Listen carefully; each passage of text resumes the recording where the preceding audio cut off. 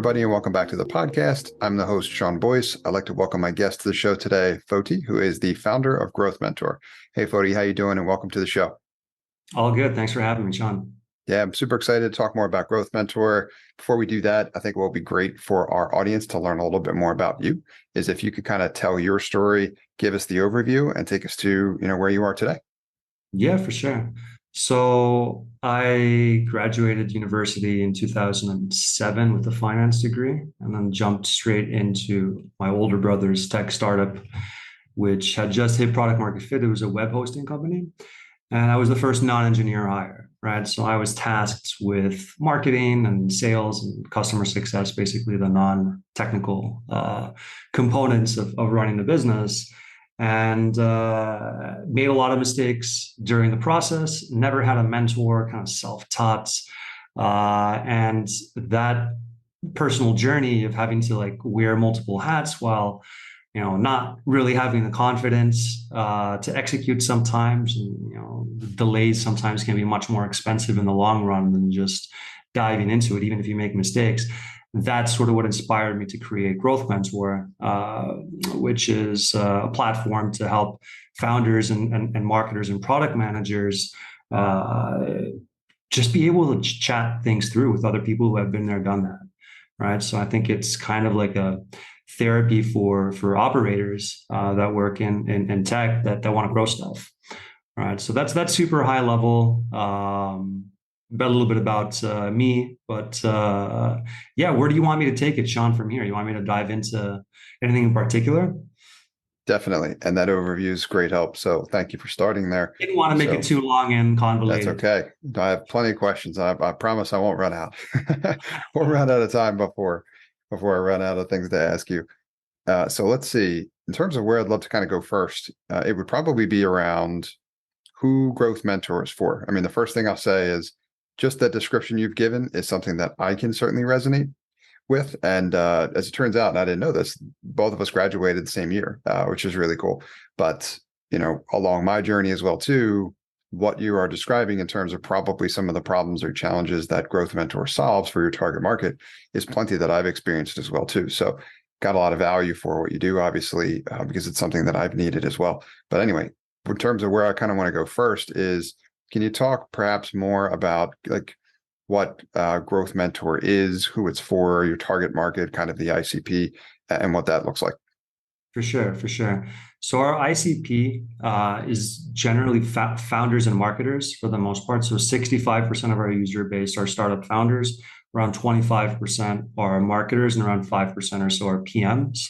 And these are all people that have a growth mindset for the most part, right? And realize, hey, I don't know everything, and that's okay, But I want to talk to the people that have solved the exact issues that I'm facing, and just kind of learn from them. And the big job to be done, I think, for most of our members is just reducing the unknown unknowns. Right? It's one thing to know that you don't know something. Like I know I don't know a lot of things. I'm terrible at coding. I'm very bad at design, but I know that it exists, and I should probably find somebody who knows how to do them a hell of a lot better than I can, right?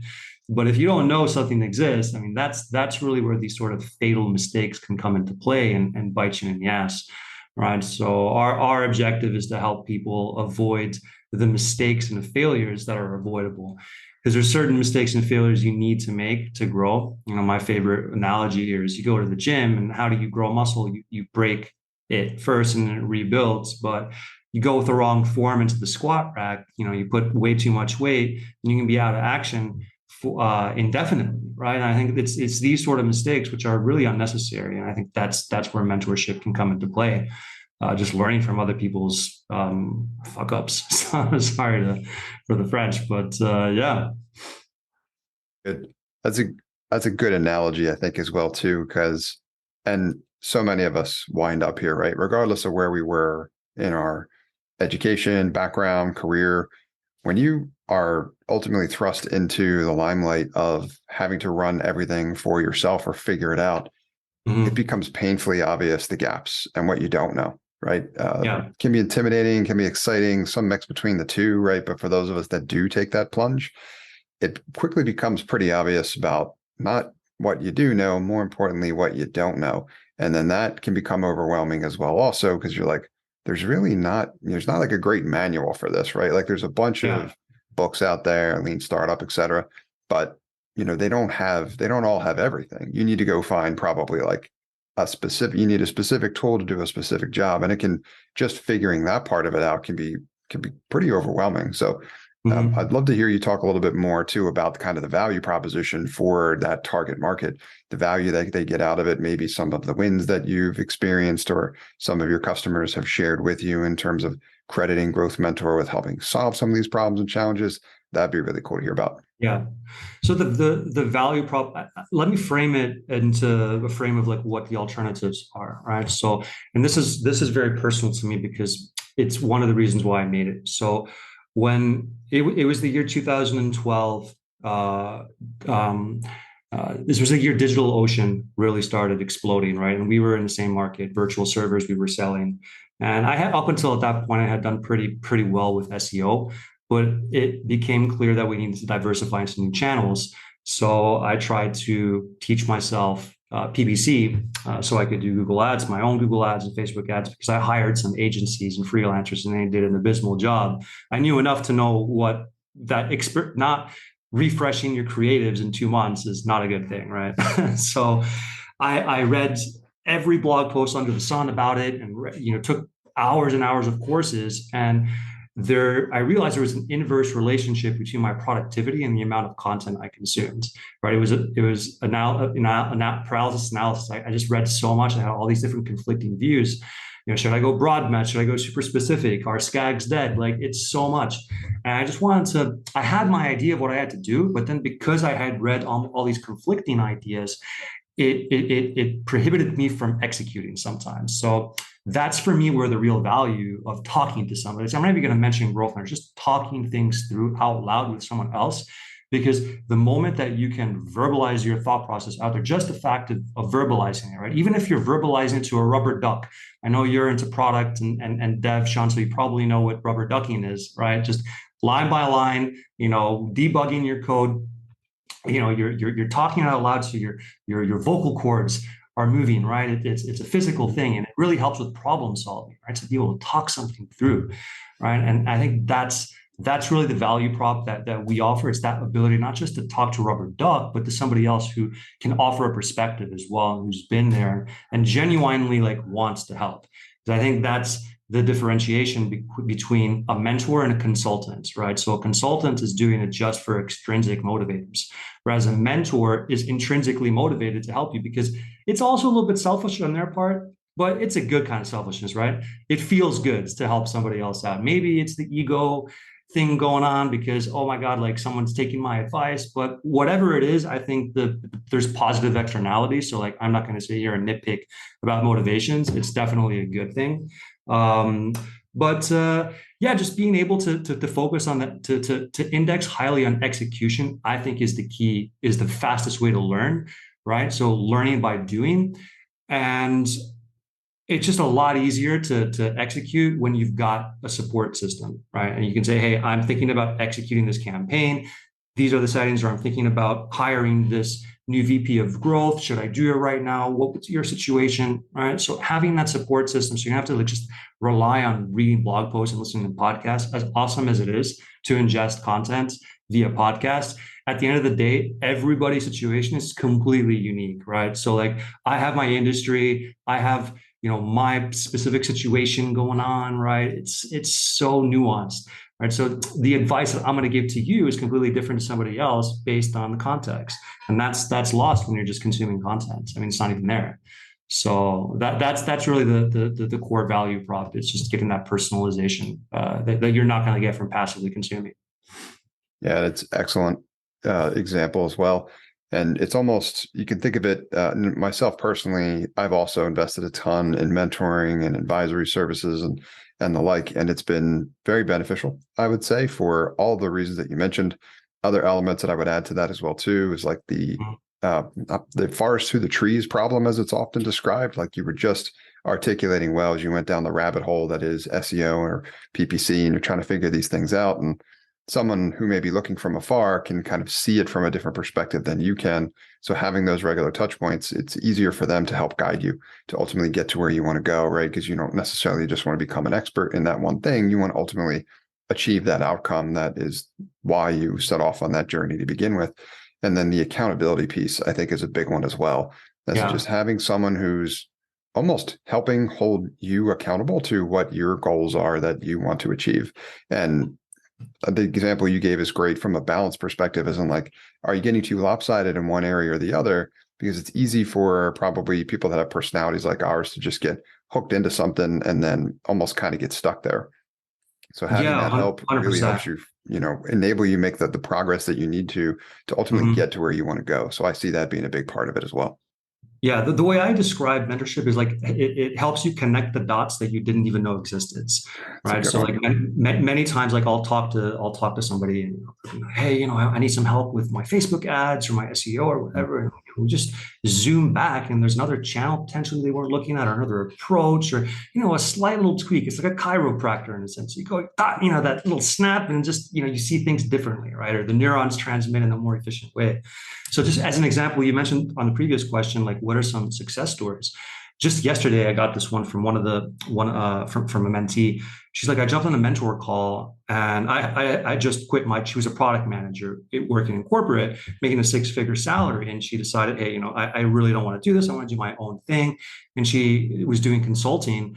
And the mentor's like, what, you're charging like not enough for the value you're offering? And she's like, what do you mean? It's like, yeah, like you could easily double your price.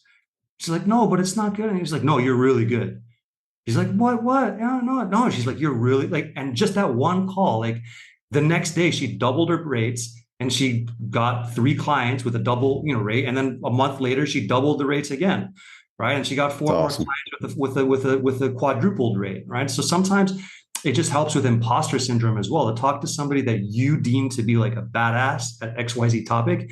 And then you talk to them and you're kind of like benchmarking what your thoughts are against theirs. And you're like, actually, we're like on the same level, right? Like we get each other, like it's flowing the conversation. I'm actually pretty good, so it really helps with imposter syndrome as well, just to be able to compare yourself to other smart people.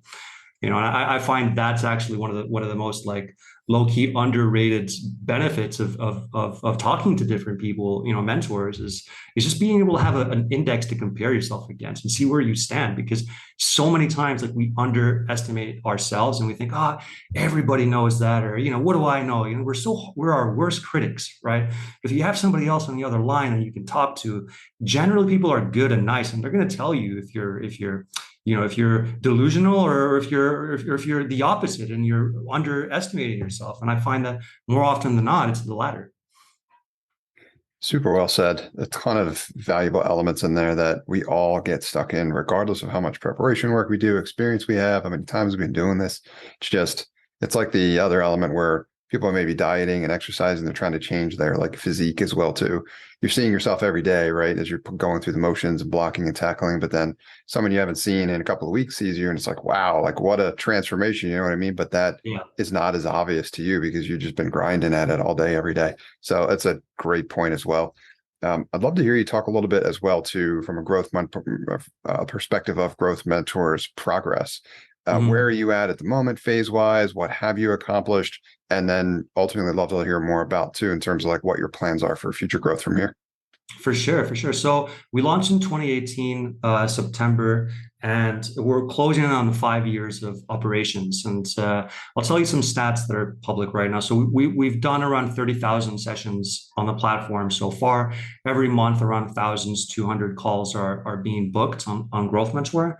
We've got over 560 mentors out of like 4,000 that have applied. So we're pretty specific on who can join. Revenue, I know a lot of people are like super gung-ho about sharing their MRRs and all of that, but we like to keep that close to the chest. But it's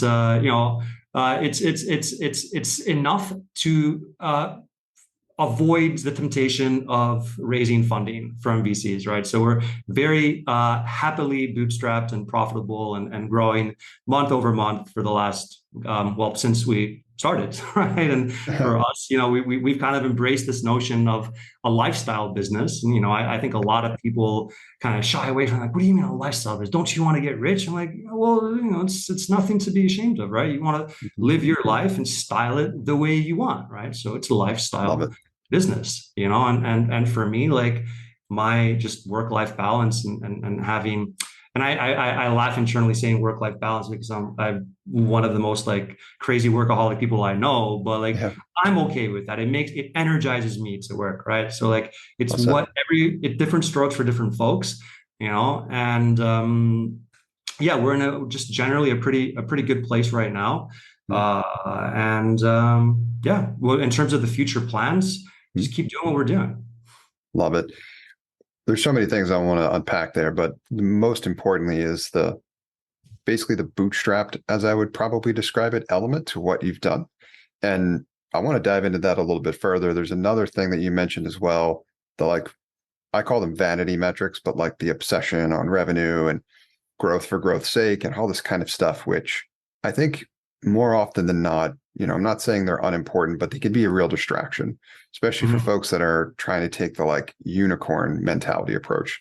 There are so many businesses out there that can be very successful and create, like you just said, the lifestyle that you want, right?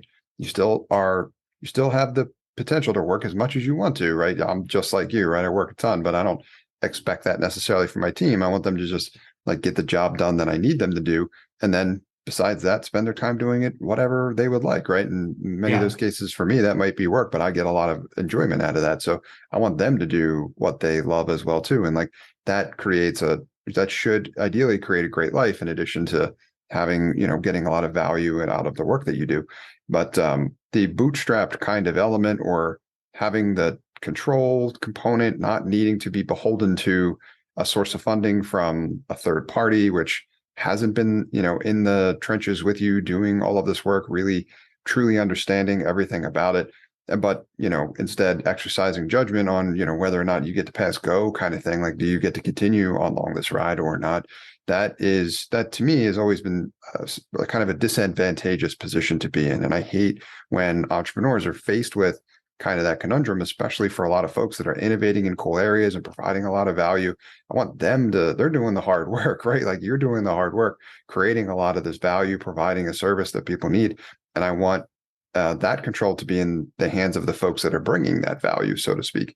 Now, understandably so, investment may be needed depending on your type of business or at certain points. But I think how people typically approach it could probably stand to be improved. I'd be curious to get your take on some of this as well.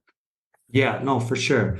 First of all, let me preface what I'm going to say with, on the definition of cancer is just uncontrollable growth, right? So, growth at any cost. And then you could see this a lot with some of these unicorns who, you just look at their statements and it's just billions of losses, like, year over year. Like, what the hell is that, right? Do you really Right. want to do that? Like, or then I hear other stories all the time where founders have raised significant rounds and exited and then left with a payout of, like, I don't know, $1 million or something after all of that work Right. because it's been diluted so heavily, right? So, you know, the uh, the choice of whether to go with funding or not, it's a it's a it's a real road, like a decision that I hear very often from founders that they're currently facing, right? And sometimes they feel like they can't not, like, they have to.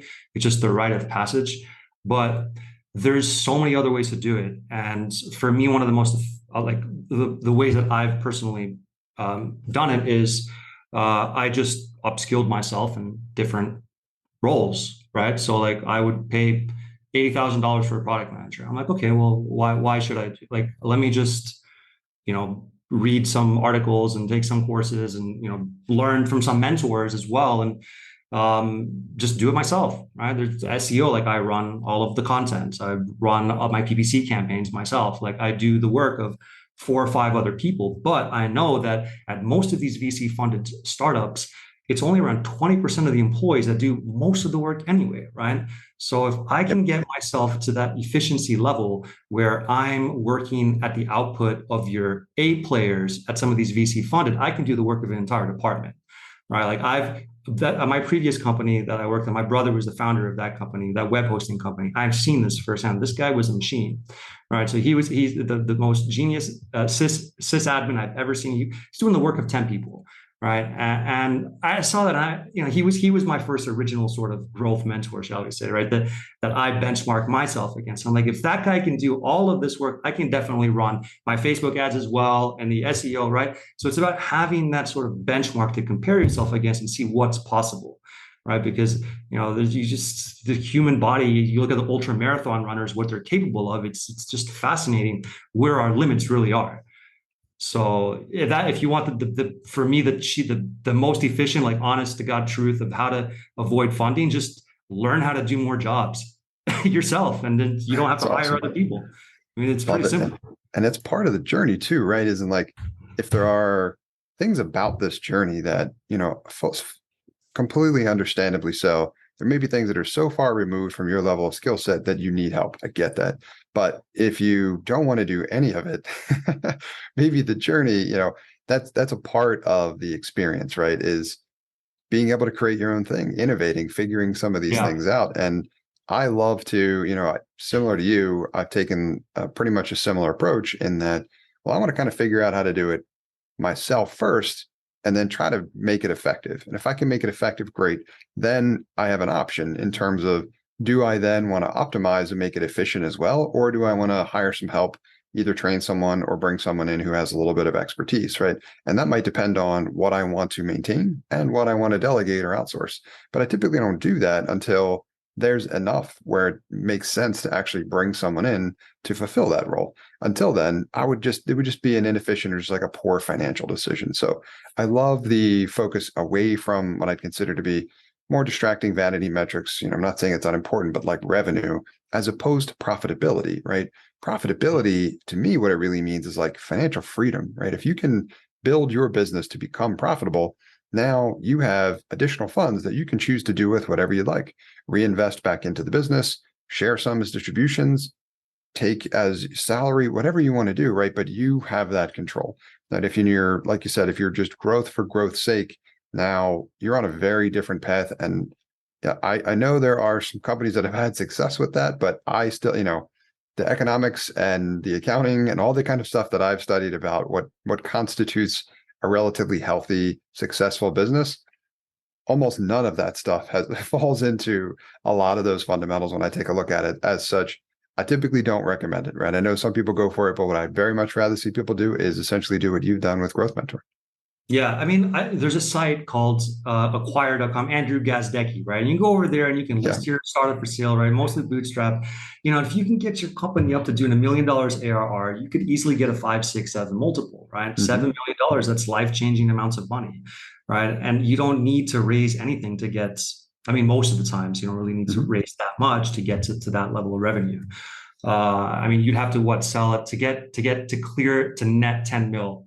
And if you had 15% diluted equity, you'd have to sell for over 100 million. It's right. It's an excellent point, insane. Right? And how many companies legitimately are going to have that chance, you know what I mean, to like grow to that level?